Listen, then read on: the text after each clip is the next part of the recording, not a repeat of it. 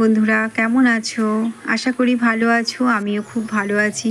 তো বন্ধুরা, আজকে সকাল থেকেই উঠেই একটু হাঁটাহাঁটি করছিলাম, আর তখনই কচুর শাকগুলোর কথা মনে পড়লো যে আজকে একটু কচুর শাক রান্না করি। আসলে ঘরে দুটো ইলিশ মাছের মাথা রয়েছে, সেই জন্য বাবুকে বললাম আমাকে একটু কচুর শাক কেটে দাও, রান্না করব। তো বাবু বললো ঠিক আছে, কেটে দিয়ে নিয়ে আসলো।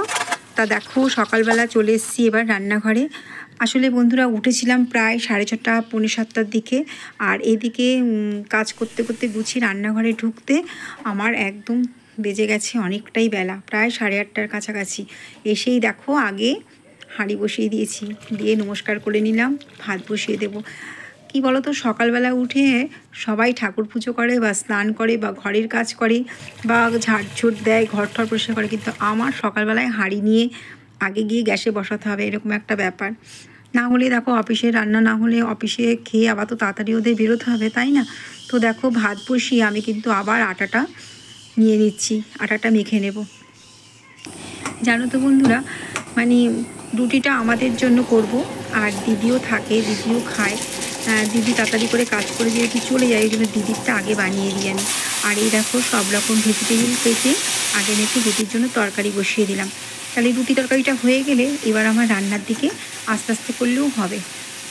আরেকটা কথা তোমাদের বলি বন্ধুরা, কি বলো তো, আমার যেসব রিলেটিভরা আছে, দুই একজন আমাকেই সাপোর্ট করে, কিন্তু সবাই করে না। কারণ তারা জানে যে তারা যদি আমাকে সাপোর্ট করে আমি হয়তো বড়লোক হয়ে যাব, বা হয়তো আমার অনেক টাকা পয়সা হয়ে যাবে। আসলে বন্ধুরা, কেউ চায় না তুমি ভালো থাকো, ভালো খাও, ভালো পড়ো, এটা না অনেকেই চায় না। তার থেকে আমার না আপন থেকে পর অনেক ভালো। তোমরা আমাকে কত ভালোবাসা দিচ্ছ, তোমাদের সঙ্গে আমার কোনো ব্লাডের রিলেশান নেই, তবু দেখো তোমরা আমাকে কত ভালোবাসো। আমার শরীর খারাপ হলে তোমরা জিজ্ঞেস করো আমার নাতনি কেমন আছে, তাই না? তো তাহলে বলো, আমার কাছে প্রিয় তোমরা না তারা? তো যাই হোক বন্ধুরা, কেন যে মানুষ এরকম করে আমি বুঝি না। আসলে আমি না চাই না, আমি জ্ঞান তো কাউকে মনে হয় না যে কষ্ট দিতে পছন্দ করি, আমার ভালো লাগে না। কাউকে একটা খারাপ কথা যদি বলেও ফেলি, তবুও আমার নিজের কষ্ট হয় যে আমি কেন বললাম। তো আমার দুঃখের কথাটা তোমাদের সঙ্গে শেয়ার করলাম বন্ধুরা। আর আমার ভিডিওগুলো কাছে পিঠে বা দূরে যারা দেখছো, সবাইকেই বলছি তোমাদের অনেক ধন্যবাদ ভিডিওটা দেখার জন্য। আর এই দেখো, খেয়ে দিয়ে এসে বসেছি, তো ভয়েস দিতে প্রচণ্ড কষ্ট হচ্ছে বন্ধুরা। আর বাবুর শরীরটাও খুব খারাপ, তাই জন্য দেখো বাবুকে আজকে ভাত করে দিয়েছি আর একটু ডিমের মামলেট। আর বাবু বললো আমাকে তুমি একটু ঝিঙে আলু ঝোল করে দাও মামুনি, তাই জন্যই ঝিঙে আলু দিয়ে ঝোল করে দিয়েছি, আর কি পাতলা ঝোল, তেল কম দিয়ে। আর আমাদের জন্য করব ওই কচুর শাক মাছের মাথা দিয়ে, আর ওল দেখলে ওল সিদ্ধ করে রেখেছি, ওলের তরকারি। আর চিকেন নিয়ে এসছে, তার চিকেনটা আমার বৌমারা করবে। আর এই দেখো বন্ধুরা, কতটা বেলা হয়ে গেছে, এখন আমি খাচ্ছি।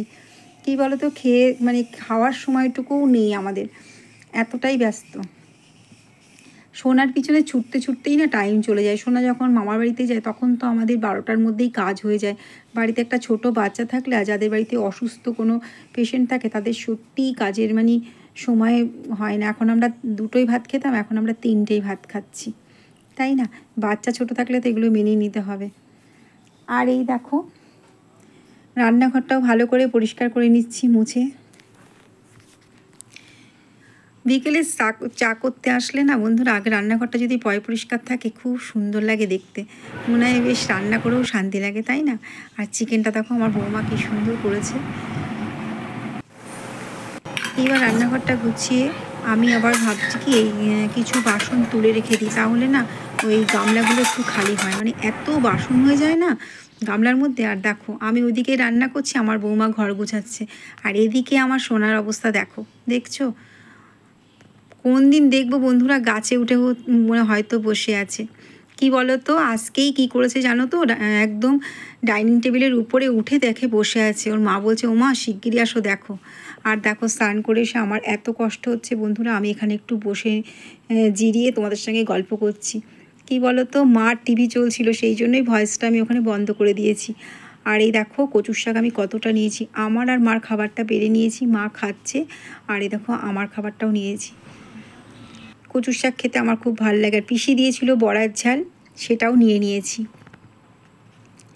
তো বন্ধুরা, আমার ভিডিওর কোনো অংশে যদি তোমাদের ভালো লেগে থাকে, আমি জোর করছি না, যদি ভালো লেগে থাকে তাহলে একটা সাবস্ক্রাইব করে দিও প্লিজ, আর লাইক কমেন্ট ও শেয়ার করতে ভুলো না। ঘুম থেকে উঠে সোনা খুব জ্বালাচ্ছিল, সেই জন্য আর ভিডিও করা হয়নি বন্ধুরা।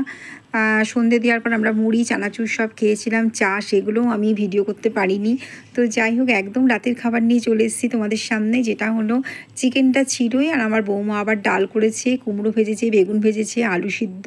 বলেছিলাম আমি ভাত খাবো না, বলে না ভাত খেতেই হবে, ওর জন্য আমাকে ভাত খেতে হলো। আর এই দেখো লাস্টের পাতে মিষ্টি, আর এই দেখো সোনার পাপা চলে এসছে, ওর পাপা ওর জন্য চকলেট নিয়ে এসছে, আর আমার বৌমা এখন মিষ্টিটা বাড়ছে। কি বলো তো, রোজ রাত্রে মানে খাবার পর মানে খেতে বসে যে মিষ্টিটা খেয়ে নেবে তা না, হাত পা ধুয়ে এসে সবাই তারপরে এক জায়গায় বসবো, সবাই মিলে তারপরে মিষ্টি খাওয়া হবে। জানো তো, এটা আমাদের বাড়ি প্রত্যেক দিন। তাই রোজ তো একই ভিডিও দেখানো ভালো লাগে না, আজকে আবার তোমাদের সঙ্গে এই ভিডিওটা শেয়ার করলাম। এই দেখো আমারটা নিয়ে আমি বসে পড়েছি, আর এক্ষুনি চলে আসবে আমার সোনা। বাচ্চাদের এই দুষ্টু মিষ্টি ভিডিওগুলো দেখতে খুবই ভালো লাগে।